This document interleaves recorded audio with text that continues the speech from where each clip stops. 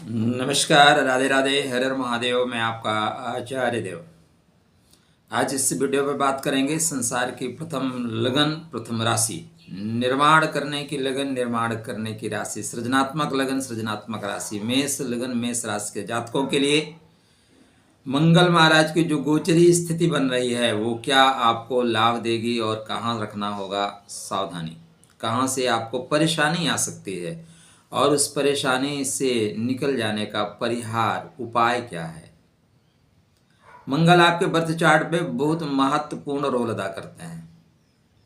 मंगल आपके राशि से, मंगल आपके लग्न से, और लग्न राशि का महत्व बहुत ज़्यादा है। अगर ये कमज़ोर हो गए तो फिर आपकी सरकार डावाडोल स्थिति में रहेगी। अगर ये मजबूत हैं तो कोई आपको हिला नहीं सकता। इसलिए सदैव याद रखिएगा, जब भी जो गोचर हो रहा है उसका असर आपके ऊपर पड़ेगा। क्या असर पड़ेगा, कहाँ परिहार कब करना है, टू द पॉइंट। अभी तक आपने हमारे चैनल को सब्सक्राइब नहीं किया है तो कृपया कर लीजिए, हमारे साथ आगे की यात्रा पूर्ण ढंग से करिए।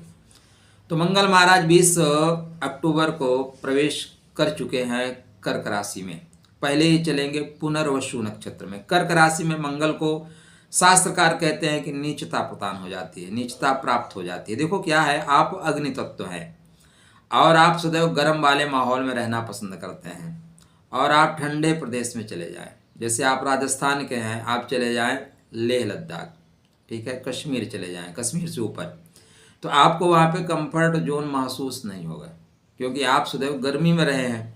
जहाँ बर्फ़ पड़ती है वहाँ पे आपको मज़ा नहीं आएगा। या आप बर्फीले एरिया से हैं और मई जून में चले आइए प्रयागराज, हालत ख़राब हो जाएगी।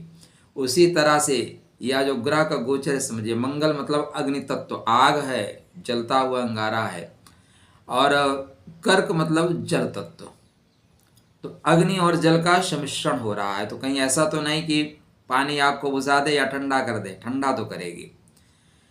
पहले पुनर्वसु नक्षत्र में चीज़ों को फिर से स्थापित की जाएंगी। पुनर् मतलब फिर से, तो फिर से दोबारा, एक बार में आपका काम नहीं हो रहा है, एक बार से अधिक प्रयास करना पड़ेगा। और जो प्रयास करता है उसी को सफलता मिलती है। घोड़े से गिर जाना बुरा नहीं है, दोबारा ना चढ़ना बुरा है। तो उत्तिष्ठ जागृत, उठिए, जागिए और फिर से प्रयास करिए, सफलता आपको मिलेगी। 20 अक्टूबर से ये चलेंगे, 28 अक्टूबर को जाएंगे पुष्य नक्षत्र में। पुष्य मतलब पोषणकारी, पुष्य मतलब मंगलकारी, पुष्य मतलब तिस्र, पुष्य मतलब पुष्प, पुष्प जैसा जीवन आपका खिला देंगे। तो पहली चीज़, स्ट्रेस इसलिए ज़्यादा मत पालिएगा, हालांकि थोड़ा स्ट्रेस तो पालना पड़ेगा। अब मैं आपको बोलूँ बिल्कुल ना पालिए, नहीं जी, पालना पड़ेगा, स्ट्रेस तो आएगा, तनाव तो आएगा, क्योंकि आपके राशि से नीच राशि में है, यद्यपि नीच के नहीं है। पॉइंट को याद रखिएगा। आप हमारे साथ हमारा वीडियो देखते हैं तो आपको पता है कि जो कुछ मैं बताता हूँ नक्षत्र के आधार पर, क्योंकि नक्षत्र ज्योतिष का बैकबोन है। ज्योतिष वेद का नेत्र है, लेकिन ज्योतिष का नेत्र कौन है? तो नक्षत्र ही ज्योतिष के नेत्र हैं, ठीक है। तो बात नेत्रों तक की, और लोग जो बात करते हैं वो चश्मा लगाए हैं, नेत्र कहाँ है पता नहीं है। यहाँ पे पुष्य नक्षत्र में मंगल नीच के नहीं होंगे। मंगल अश्लेषा नक्षत्र में नीच के होते हैं। अश्लेषा तक मंगल की यात्रा ही नहीं हो रही है। चलिए एक बार विवरण दे देता हूँ, मंगल क्या, कब, कहाँ, कैसे यात्रा कर रहे हैं।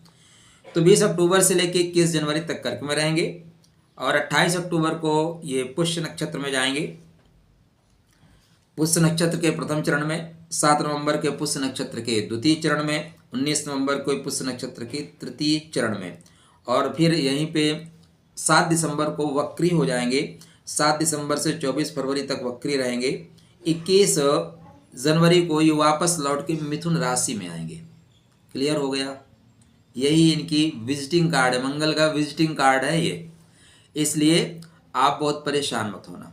मंगल नीच नक्षत्र में जा ही नहीं रहे हैं तो नीचता वाली बात नहीं मिलेगी। फिर भी मानसून तो बदल रहा है, मौसम तो बदल रहा है, तो सावधानी अपेक्षित है।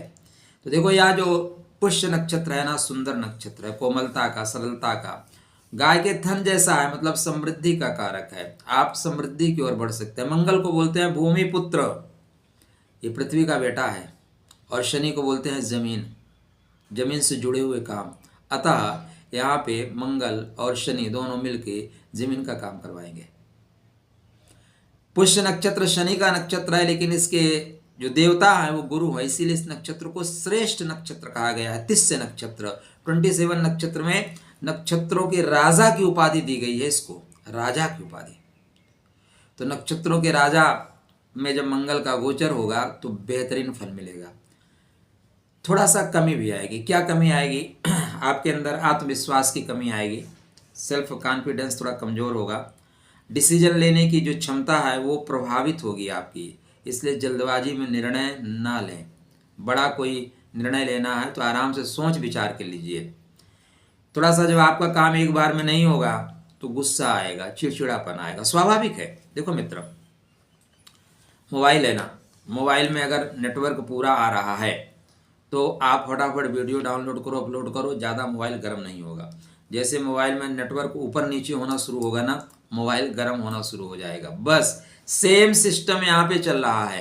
तो नेटवर्किंग एरिया से आप दूर हो रहे हैं, इसलिए आपकी रोग प्रतिरोधक क्षमता प्रभावित होगी, निर्णय लेने की क्षमता प्रभावित होगी, और काम एक बार में नहीं बनेगा तो गुस्सा आएगा, चिड़चिड़ापन आएगा, और रिश्तों में थोड़ी सी समस्या भी तो आएगी, क्योंकि हमारा व्यवहार ही तो हमारे रिश्तों की आधार स्तंभ है, नींव है। स्वास्थ्य भी थोड़ा प्रतिकूल असर पड़ेगा, करियर पे दबाव थोड़ा सा रहेगा। सबसे ज़्यादा दबाव आपके माता की सेहत पे आ सकता है। आपको हृदय जो है ना, हृदय की जो पंपिंग है वो थोड़ी प्रॉब्लम में आ सकती है। आपकी अगर महादशा अंतर्दशा शुभ नहीं है तो हार्ट रिलेटेड प्रॉब्लम आएगी, झटका लगेगा हल्का सा।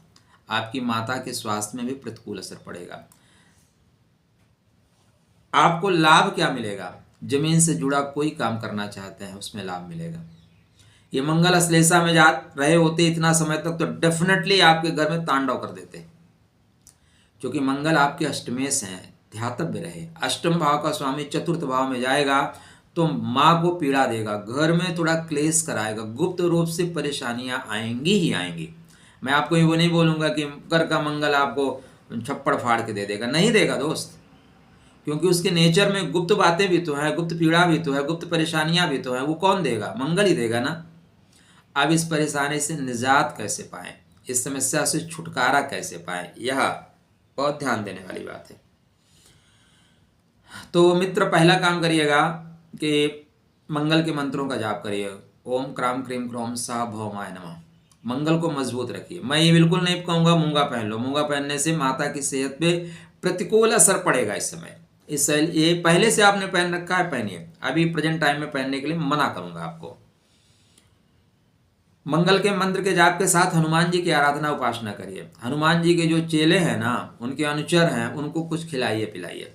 मैं तो एक प्रोग्राम करता हूँ हर साल दीपावली के पास, तो मैं उनको थोक मात्रा में खिलाता हूँ, भरपेट, जितना खा सकते हो, और हज़ारों को। तो आपको भी प्रयास करना चाहिए, 2-4 को तो खिलाएं। आपको लाल नंदी मिल जाए, लाल बछड़ा मिल जाए, उसको कुछ न कुछ अवश्य खिलाइएगा, ठीक है? कुछ न कुछ अवश्य खिलाइए। रोज़ 15-20 मिनट, 15-20 मिनट नहीं, लगभग 40 से 45 मिनट थोड़ा ज़मीन पे बैठा करो। आजकल टाइल्स सब लोग लगा रखे हैं, ज़मीन पे पैर ही नहीं पड़ते, थोड़ा ज़मीन पे बैठा करो, ठीक है? निश्चित रूप से चीज़ें बेहतर होंगी। हनुमान जी की आराधना उपासना आपके परेशानियों को ठीक कर देगा। अगर माता की सेहत में परेशानी आ रही है तो इमीडिएटली डॉक्टर से संपर्क करें।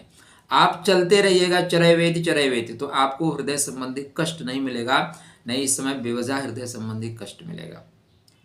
गुरु महाराज आपके वक्री हैं, शनि भी वक्री हैं, ठीक है ना? तो इसलिए काम डिले जरूर होगा, तो आराम से स्लोली चलिएगा। बहुत भाग के कहीं नहीं जाना है, इसी धराधाम पे ही रहना है, इसी मंडल में रहना है, कोई दूसरे मंडल, कोई दूसरे ग्रह में नहीं जाना। इसलिए रिलैक्स है, चीज़ें रुक रही हैं, आने वाले टाइम में होंगी, ठीक है?